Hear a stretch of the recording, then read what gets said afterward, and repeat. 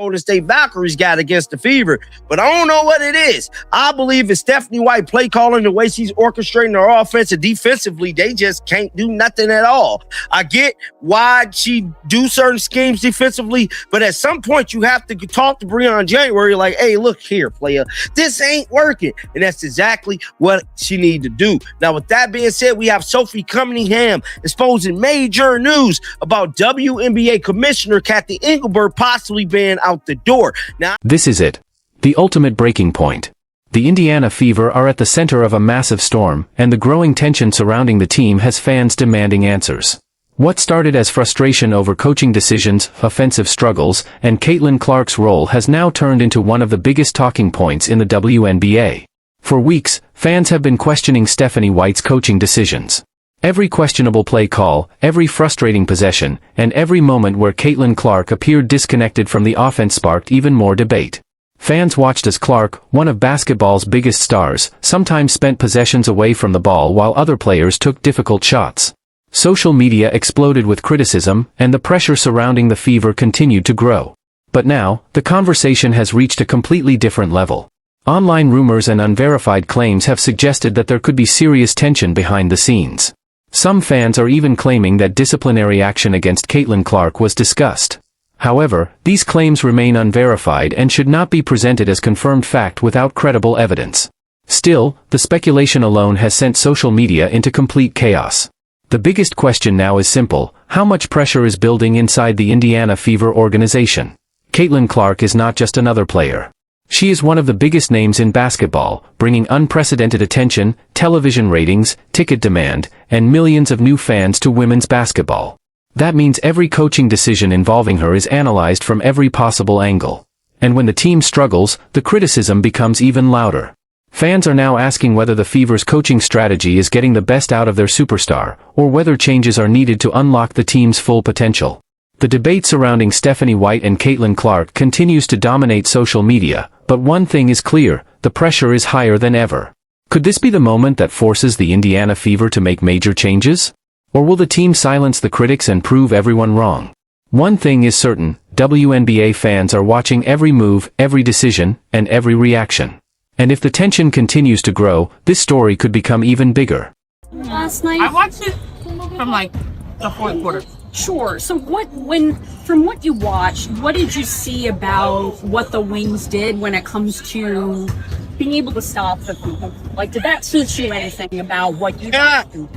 He said, I think Dallas had obviously a really solid game plan. They played well against Indy for the whole season, right? Like, they won the series, Dallas. That's what they said on TV. See, check me out. But I think what they did well defensively was they limited them to one shot. When the ball went up, they made sure that there was a contest, high hand, and then went after. A walk had an amazing game, obviously being a huge rim protector. So we need that kind of presence, and knowing that there's different people on the floor and you have to guard them at different lengths. Some you have to be tight, some you have to be off. Did you watch the Wings game last night?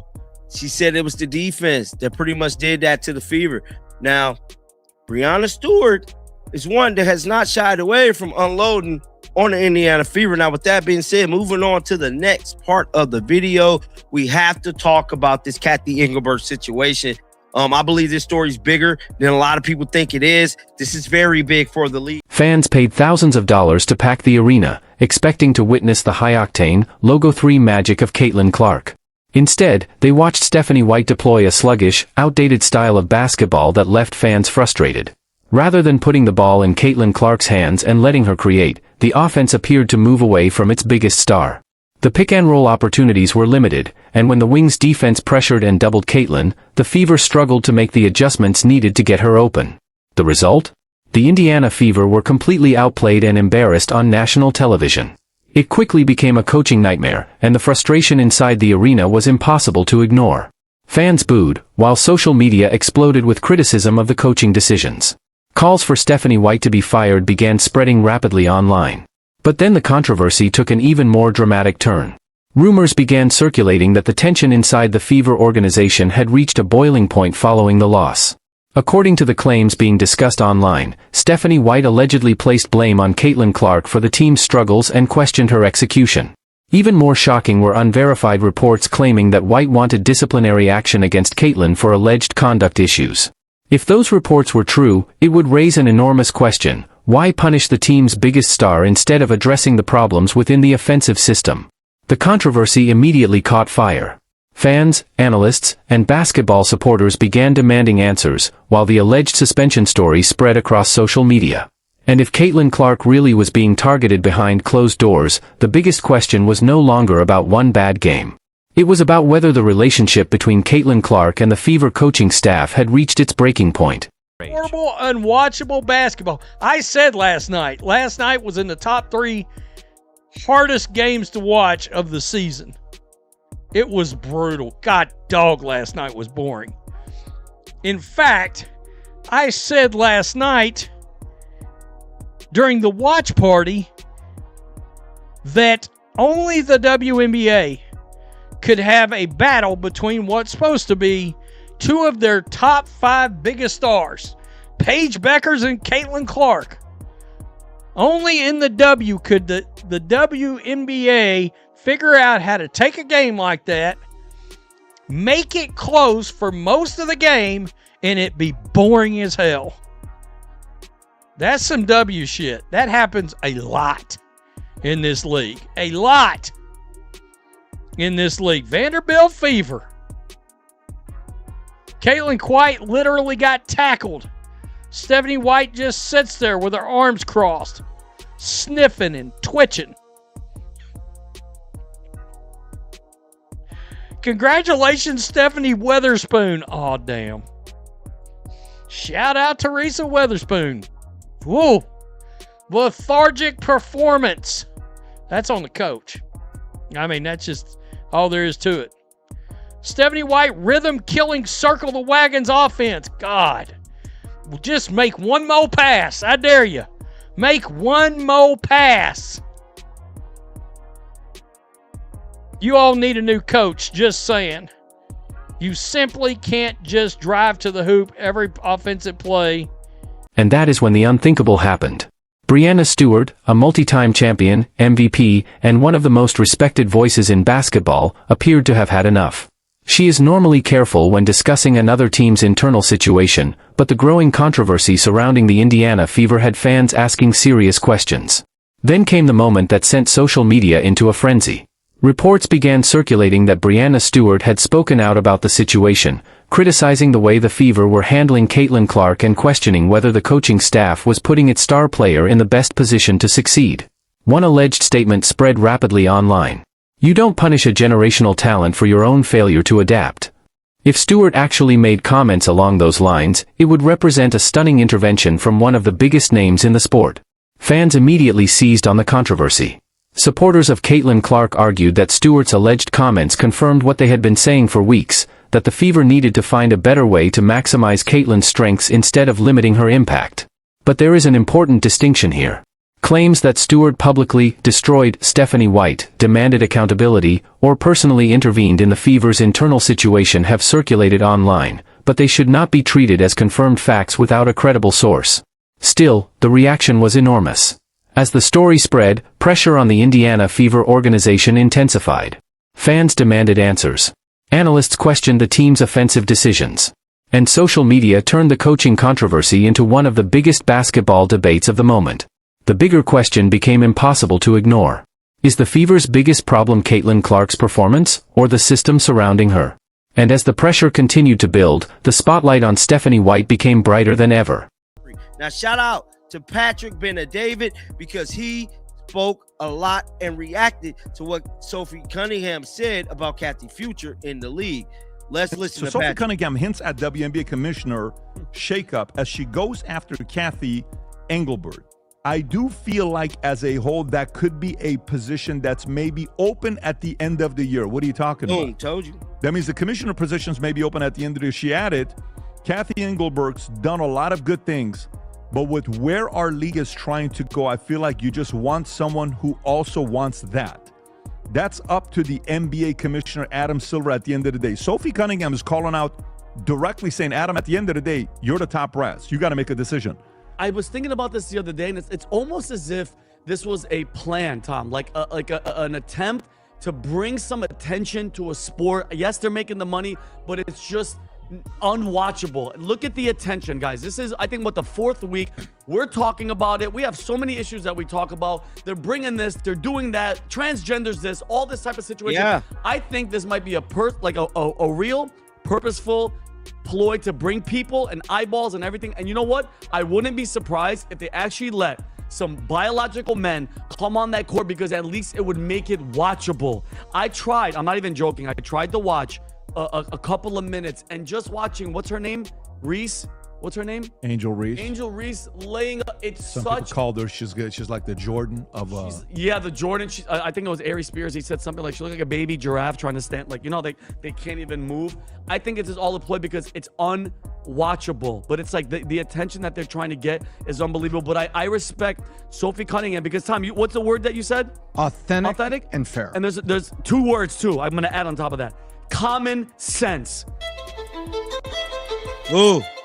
That was Patrick Ben-David. But the final blow didn't come from Breanna Stewart. And it didn't come from angry fans. The moment that truly sent the controversy into another dimension came from Caitlin Clark herself. For weeks, Caitlin had taken the high road. She answered questions carefully, stayed professional in press conferences, and avoided turning the growing tension around the Indiana Fever into a public spectacle. But then the alleged suspension controversy entered the conversation, and suddenly, everything changed. According to the story circulating online, that was the moment Caitlin finally decided she had nothing left to prove. Instead of hiding behind a carefully prepared PR statement, the viral narrative imagined Caitlin Clark stepping directly in front of the cameras and delivering a brutally confident message about basketball, accountability, and winning.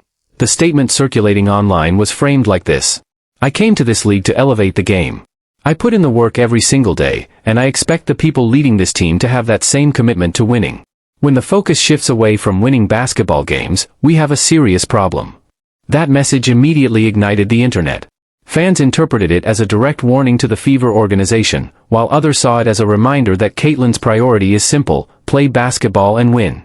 The most powerful part of the viral narrative was the idea that Caitlin wasn't interested in locker room politics or public drama. She was letting her performance, and the game film, speak for itself. And that's what made the moment so explosive. Because if the reports surrounding the Fever's internal tension are accurate, Caitlin Clark wouldn't need to publicly attack anyone. She would simply need to keep playing. The pressure on the organization would do the rest. Mic drop. Go to this inside lane right here. So there's an inside lane right here. Caitlin Clark is about to hit this lane. Stephanie White knows it. Boom, lane. Now, Caitlin Clark did get the shot block, but I believe she was fouled on that play. But it's plays like that, and then it's situations like this that I believe Caitlin Clark is subliminally telling us she do not like Stephanie White. I don't give a damn what no one says. What no one says, bro. She ain't rocking with her, dog. Now, Kelsey Mitchell and Stephanie White was all laughs after a loss today. It was all smiles in the presser. They trying to like not be mad, but they mad. Now, I'm not finna play this whole press conference. We're gonna watch some of it. Shout out to Tony Eastman. If you guys ain't subscribed to his channel, make sure you guys going on over there and show that brother some love. We finna listen to some of this, and we're gonna dissect it. We're not gonna play the whole 9 minutes. Kelsey, obviously. So y'all see smiles, smiling faces. Lexie even smiling. Everybody smiling. Why are we smiling right now? What is it to be happy about? Why we happy? Y'all just lost to one of the worst teams in the league. But we smiling. Kelsey, obviously, not the result you all wanted, but personally you set the record for consecutive games tonight. Let's go through your last couple of days that have been kind of, up and down after Toronto, and then what's it mean to second that? I think that it's a part of the game. So for one, I just want to, congratulate my team for making me look good. But I think ultimately it just all smiles, thanking her team for making her look good because the offenses ran through who? Kelsey. Caitlin Clark didn't scream. She didn't use profanity. She didn't need to. Instead, the viral narrative portrayed her as relying on one thing, the film. The film does not lie. Those words became the centerpiece of the controversy, directing everyone's attention back to the Fever's disastrous performance against the Dallas Wings. The message was simple: stop talking about the drama and watch what actually happened on the court. And that made the moment feel bigger than a normal post-game statement. It felt like a challenge to the entire organization. Look at the tape. Evaluate the decisions. Decide what is best for the team's future. But the internet quickly transformed that message into an even more dramatic ultimatum. It's her or me. There is no verified evidence that Caitlin Clark actually issued that ultimatum, and claims that the Fever front office was already preparing Stephanie White's termination papers should be treated as speculation unless officially confirmed. Still, the hypothetical fallout would be enormous. If a superstar of Caitlin's magnitude publicly lost confidence in her coaching staff, the organization would face immense pressure to respond. Every lineup decision, every offensive possession, and every coaching adjustment would suddenly be placed under a microscope. And that's why this controversy has become so explosive. The real question isn't whether Stephanie White's career is already over. It's whether the Fever can rebuild trust, find an offensive system that maximizes Caitlin Clark, and turn all this noise back into winning basketball. Because in the end, the film really doesn't lie. I think this is all a ploy because it's unwatchable. But it's like the attention that they're trying to get is unbelievable. But I respect Sophie Cunningham because, Tom, what's the word that you said? Authentic and fair. And there's two words, too, I'm going to add on top of that. Common sense. Ooh. That was Patrick David. Now, this is what Fox is saying. Silence for advocating for women's sports. Furthermore, the WNBA and its partners may have exposed themselves to a legal liability by censoring fans' viewpoints. Your first reaction to this, Kaylee? Well, I think they're absolutely right. You know, to Sophie's point about the lack of leadership in the league right now, it really seems like leadership in the league, whether it's Engelbert or other officials involved, are too cowardly to take out their frustration with Sophie directly. So they're taking out their frustrations on her fans instead, whether that's making them cover up their XXXY shirts or making them take down posters in support of Sophie Cunningham at some of these games. It's completely inappropriate because theirs are the only viewpoints that are being silenced by the league right now. And you know, I hope that the lesson that some of the other WNBA players or even female athletes in general take from this entire saga and from Sophie's example is that there's no point in trying to be neutral on this issue.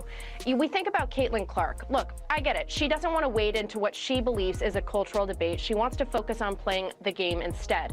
But has that made the players who directly target her every single time that she enters the court, has that made them any more nice to her on the court? Has that made her be targeted even less? Has it made the league officials more willing to publicly defend her? No, she's still getting the exact same treatment as before. So you might as well find the courage of conviction here and do the right thing. Yeah, and look, I know it Independent Women features your leadership, and I'm wondering if there are other women across the country and consortiums like that who are ready to come out and join Sophie Cunningham very publicly. Your last quick thought, we'll move forward. Yeah, I mean, female athletes are involved in this debate whether they want to be or not, because the central question is whether we as women have the right to our own distinct spaces in sports teams. So good for Sophie for speaking up, and I hope others will join her. And the irony of that, Kaylee, we were told for so long as a country, women in this country, including... The WNBA is shaking right now, and this drama is far from over. Now I want to hear from you. Do you think Stephanie White should face serious consequences if the reports about an attempted suspension of Caitlin Clark are true? What do you think about the controversy surrounding Breanna Stewart and the claims that she defended Caitlin? And most importantly, what did you think about Caitlin's message about letting the film speak for itself? Drop your opinion in the comments right now. The entire basketball world is watching this conversation, and your voice matters. If you want more coverage, reactions, and updates surrounding Caitlin Clark, the Indiana Fever, and the biggest stories across the WNBA, hit like, subscribe, and turn on notifications. Because if this situation develops, you don't want to miss what happens next. This story isn't over. Not even close. See you in the next one.